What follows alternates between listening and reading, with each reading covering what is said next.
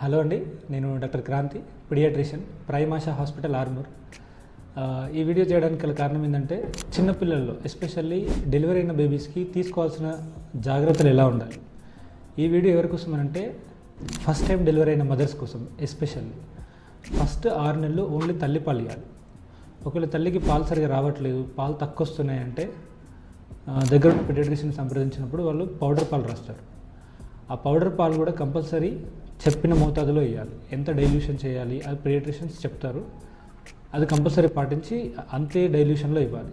ఇంకోటి, ఆ పాలు కంపల్సరీ స్టీల్ డబ్బాల నుంచి ఇవ్వాలి. ప్లాస్టిక్ డబ్బాలో ఇస్తే ఇన్ఫెక్షన్ అవ్వడానికి రిస్క్ ఎక్కువ ఉంటుంది. ఇంకొన్ని జాగ్రత్తలు, ఎప్పుడైనా బొడ్డు దగ్గర నుంచి నీరులాగా, చీమలాగా, లేదంటే రక్తంలాగా రావడము, చెవులో నుంచి నీరులాగా, లేదంటే చెవులో నుంచి చీమలాగా రావడము, లేదంటే కళ్ళు పసుపచ్చ రంగులోకి మారడము, లేకుంటే ఫేస్ పసుపచ్చ రంగులోకి మారడము. కొంతమంది పిల్లలకి లెమన్ ఎల్లో కలర్ వస్తుంది, కొంతమంది పిల్లలకి ఆరెంజ్ కలర్ వస్తుంది. ఇన్ కేస్ అట్లా లెమన్ ఎల్లో కలర్ అయినా, ఆరెంజ్ కలర్ అయినా అట్లా ఉంటే దగ్గరున్న పీడియాట్రిషియన్ని వెంటనే కంపల్సరీ సంప్రదించాలి. ఇవన్నీ డేంజర్ సైన్స్. సో మీ పిల్లల్లో ఇట్లాంటివి ఏదైనా ఉంటే దగ్గరున్న పీడియాట్రిషియన్ని సంప్రదించండి.